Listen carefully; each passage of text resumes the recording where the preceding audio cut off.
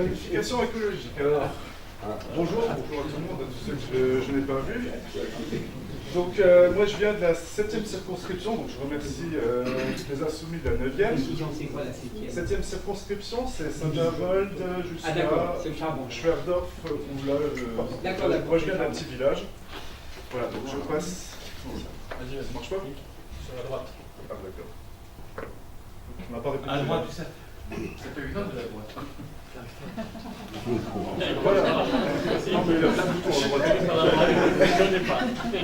Alors, la planification écologique. Donc, je vais faire la transition avec ce que monsieur a dit. Si je peux me permettre, ce n'était pas prévu du tout. Donc, j'ai travaillé effectivement en Allemagne en tant que. Donc, avec un contrat mini-job. Mini-job, c'est 400 € par mois. Donc, avec aucun salaire minimum.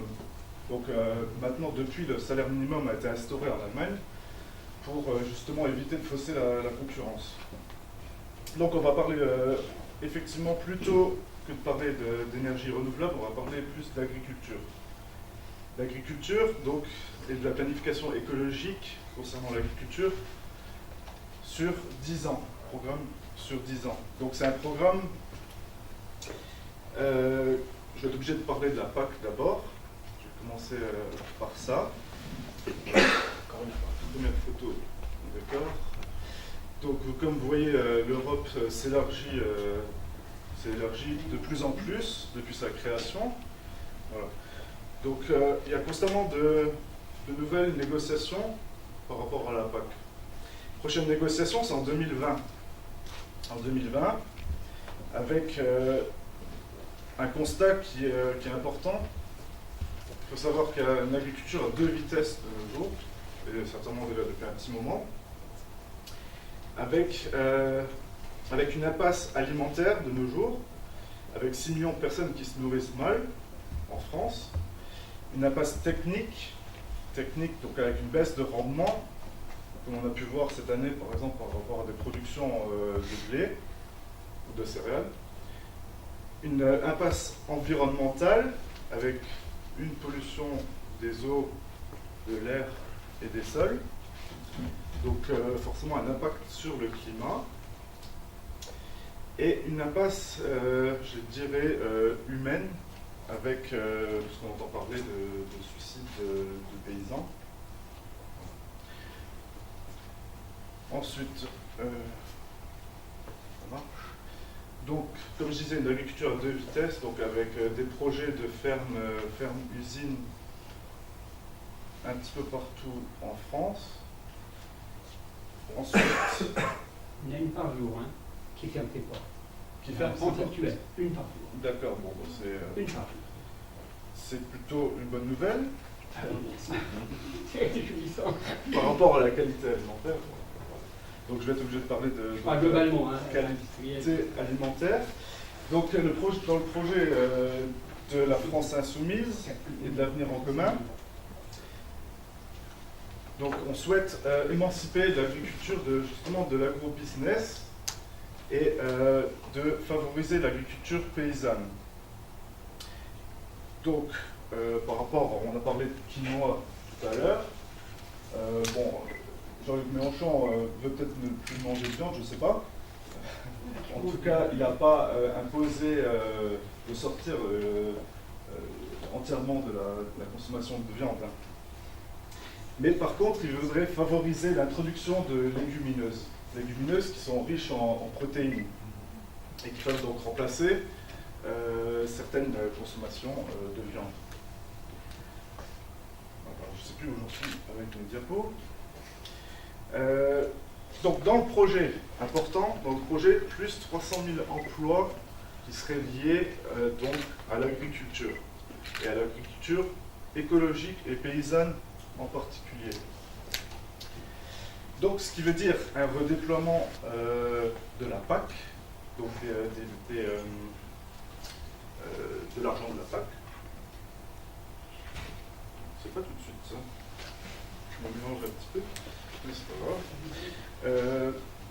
Une réorientation des crédits nationaux aussi. Bon, je ne vais pas vous parler de chiffres, c'est pas mon but. Donc, tout ça pour financer le coût de la transition et rémunérer donc les services fournis donc par cette nouvelle agriculture écologique. Donc ça permettra aussi le soutien aux revenus et à l'installation et l'accès à tous à une alimentation de qualité.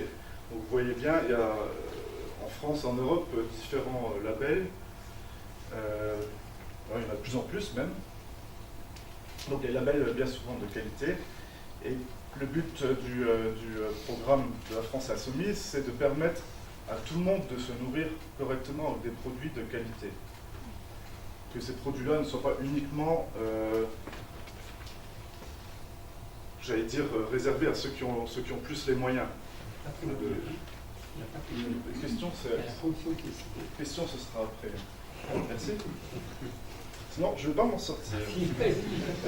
Alors, déjà là, je me suis déjà emmêlé les pinceaux dans les diapos. Voilà. Donc, voilà pour ce qui est la qualité de l'alimentation. Donc la rémunération, donc là j'en ai déjà parlé un petit peu. Pour permettre donc cette bonne qualité alimentaire, il va falloir rémunérer correctement l'agriculture paysanne. Donc il va falloir, soit au niveau de la PAC, dégager des budgets par rapport à ça, ou soit voilà, peut-être répercuter les prix, donc on en a parlé aussi, d'abord des prix peut-être un peu plus élevés pour permettre aux paysans de survivre de leur travail. Ensuite, donc là, je vais être obligé de parler un petit peu de protectionnisme solidaire. Donc par rapport à ça, et par rapport à ce que je disais tout à l'heure, donc les 400 € par mois, voilà, pour fausser la concurrence entre les pays, là on parle de France et d'Allemagne, hein, donc c'est juste ces deux pays qui sont voisins. Donc voilà, donc tout ça, ça permettra donc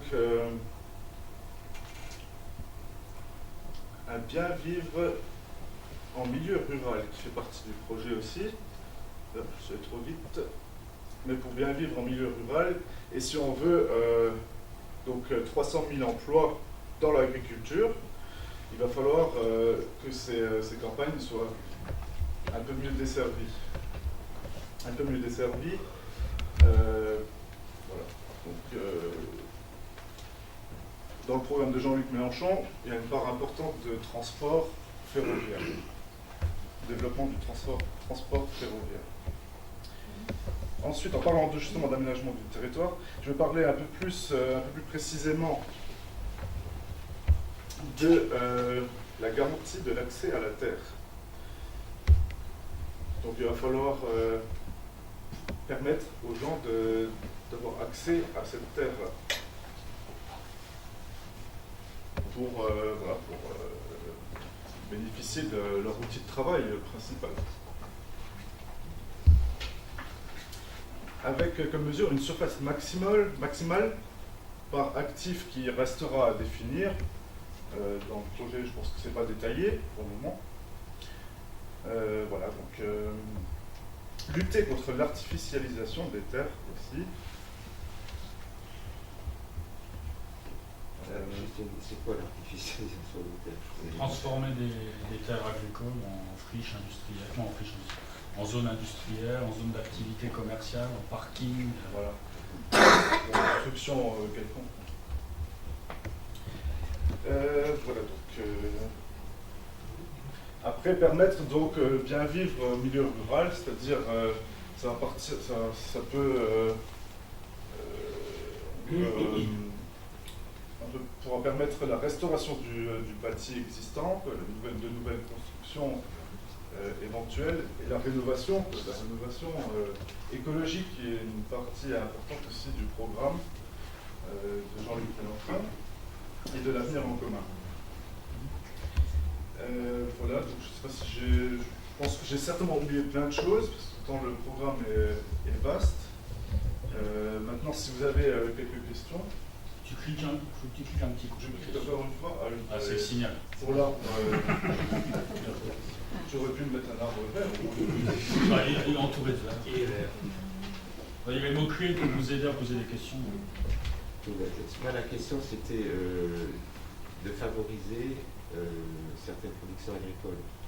Vous pensez, par exemple, parce que je sais qu'il y a eu des initiatives, ne serait-ce qu'ici, je trouve plus le nom, de gens qui voulaient se mettre à cultiver bio, Oui. des petits agriculteurs, vraiment petits, et la grosse difficulté, c'était de trouver un terrain qui leur soit accordé.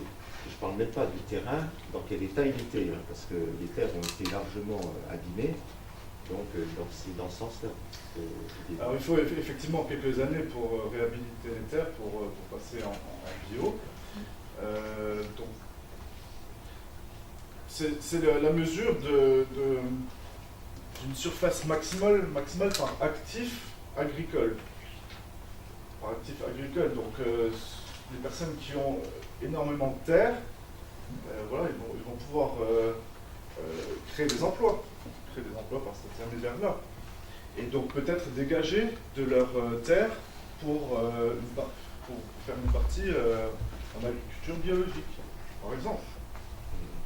Oui. On peut aussi parler de paupérisation des agriculteurs, des choses comme ça, parce qu'on est passé de 4 millions à 40 000. Et pas forcément, parce que justement, les agriculteurs ont développé des plus grosses structures qui ne sont pas forcément paupérisées, c'est les grosses qui restent de plus en plus riches en fait. Aussi, sans mettre de financer. C'est pas forcément. Voilà, l'un ne va pas forcément avec l'autre. C'est les petites structures exactement baissent, mais du coup, les structures grossissent. Je suis tout à fait conscient que les petites structures qui arrivent à s'en sortir très bien, mais pourquoi? Parce qu'ils font de la vente directe et voilà, des produits de qualité. Oui. Donc le but c'est de développer ces filières-là et d'organiser surtout ces filières-là qui sont pour le moment à certains endroits sont très bien organisés. Il y a certainement des organisations, on parlait de l'AMAP, souvent on entend parler de l'AMAP, mais voilà, donc il y a d'autres façons de s'organiser aussi sur le territoire pour développer ces circuits courts. L'idée est d'inverser la tendance à la concentration des terres sur les quelques propriétaires néanmoins. Voilà. Rediviser les parcelles pour avoir plus de paysans autonomes par rapport à maintenant. Et comme toujours, la Constitution française est bafouée. Elle stipule qu'on respecte l'intégrité du territoire dans ses limites. On vend de la terre aujourd'hui à des gens qui en ont besoin, je nomme personne. On vend un patrimoine national. De la même manière qu'on a des pays tels que l'Afrique vendent leurs terres à des gens qui sont plus riches. C'est inacceptable. Là-bas, ici, alors, bon, c'est quand même des politiques, quoi. C'est inacceptable. Inacceptable. Il y a une mesure là-dessus sur la protection du foncier. Le programme est très complet, le programme agricole est très riche. Donc après, parce que là on est un peu pris par le temps, mais si vous voulez en savoir plus, il y a des livrets thématiques qui sont très bien détaillés sur le site de Jean-Luc Mélenchon et de la France Insoumise. Une dernière question peut-être? Moi je voulais peut-être ajouter qu'on voit le mot énergie en gros. Dans la planification écologique, il y a vraiment une grosse thématique sur l'énergie, notamment. C'était volontaire de ne pas en parler. C'est pour ça que j'en parle plus. Je maîtrise moins ce sujet-là. Notamment la sortie du nucléaire, je le dis d'autant plus facilement que j'étais à titre personnel. Défenseur nucléaire, c'est peut-être exagéré, mais en tout cas, Fukushima a bien rebattu les cartes, en tout cas à mon point de vue, parce qu'on pouvait toujours se dire qu'en Russie, c'était peut-être pas le même niveau technologique, mais on ne peut pas dire que les Japonais ont un moins bon niveau technologique que les Français. Et quand je vois qu'il y a des centrales partout en France, je me dis, pourvu qu'il n'y en ait pas une qui pète. Surtout que ces centrales, beaucoup de pièces de ces centrales ont été fabriquées au Creusot, et là on arrive... il y a des enquêtes qui prouvent que beaucoup de pièces il y a des malfaçons dans beaucoup de pièces, dans beaucoup de réacteurs. Donc je pense qu'il y a quand même quelque chose à faire en termes de il va falloir quand même s'atteler à pouvoir démanteler ces centrales proprement.